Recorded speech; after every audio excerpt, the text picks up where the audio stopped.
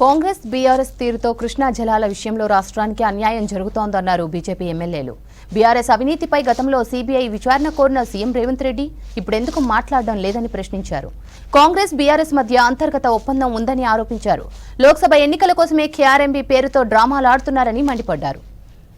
ఈరోజు ఈ రాష్ట్రంలో టీఆర్ఎస్ కాంగ్రెస్ రెండు పార్టీలు కూడా తెలంగాణ రాష్ట్రానికి తీరని అన్యాయం చేసి లోక్సభ ఎన్నికలు వస్తున్నాయి కాబట్టి ఈ లోక్సభ ఎన్నికల్లో కూడా ఏదో రకమైనటువంటి సెంటిమెంట్ని రగిల్చి రాజకీయ లబ్ధి పొందడానికి కేఆర్ఎంబీ పేరు మీద టీఆర్ఎస్ కాంగ్రెస్ రెండు రాజకీయ పార్టీలు నాటకమాడే ప్రయత్నం చేస్తున్నాయి. కేఆర్ఎంబీ అనేది టీఆర్ఎస్ కాంగ్రెస్ రెండు పార్టీలు సృష్టించినటువంటి కేఆర్ఎంబీ 2014 కన్నా ముందు కేఆర్ఎంబీ లేదు. ఆ రోజు ఉమ్మడి ఆంధ్రప్రదేశ్ రీఆర్గనైజేషన్ బిల్లులో పొందుపరిచినదే ఆ రోజు కాంగ్రెస్ పార్టీ.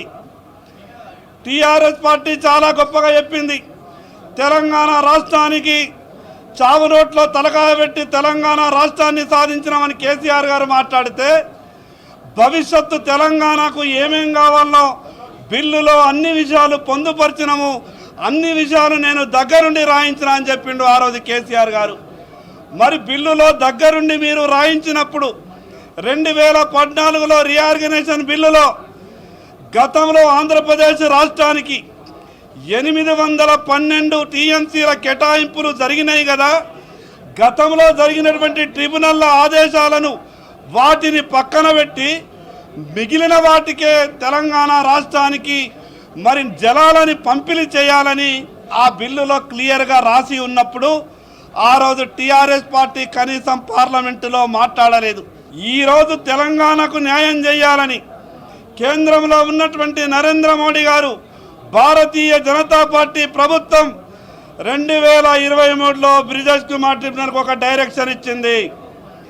812 టీఎంసీలు గతంలో ఆంధ్రప్రదేశ్ రాష్ట్రానికి కేటాయించినటువంటి నీటి విలువలు కానీ ప్రాజెక్టుల వారీగా కేటాయించలేదు. కాబట్టి ఆ రకంగా చేస్తే తెలంగాణ రాష్ట్రానికి అన్యాయం జరుగుతుంది. కాబట్టి కొత్తగా ప్రాజెక్టులుగా వారీగా నీటిని కేటాయించాలని భారతీయ జనతా పార్టీ కేంద్ర ప్రభుత్వం బ్రిజేష్ కుమార్ కమిటీకి క్లియర్గా డైరెక్షన్ ఇచ్చింది.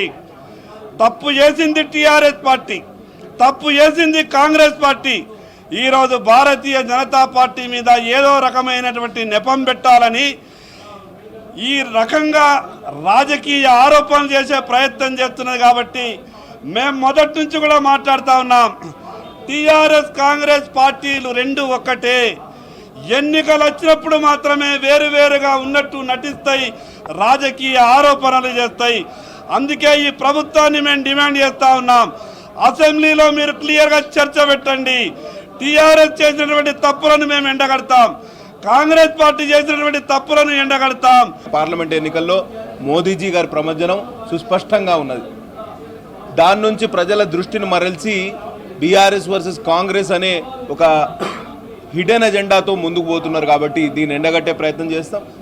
అసెంబ్లీలో ప్రతి విషయం మీద ప్రభుత్వాన్ని, ఇటీవలే అధికార పక్షం నుంచి ప్రతిపక్షానికి బదిలీ అయిన బీఆర్ఎస్ను ఇద్దరిని ఎండగట్టే ప్రయత్నం చేస్తాం. తప్పకుండా వారు చేస్తున్న ఈ అటెన్షన్ డైవర్టింగ్ పాలిటిక్స్ ఏవైతే ఉన్నదో వాటిని ప్రజల ముందు ఉంచే ప్రయత్నం చేస్తాం. ప్రజలకు అన్ని విధాల న్యాయం జరగడానికి ఈ ప్రజాస్వామ్య వేదికను, అసెంబ్లీని ఉపయోగించుకుంటామని భారతీయ జనతా పార్టీ ఎమ్మెల్యేల తరఫున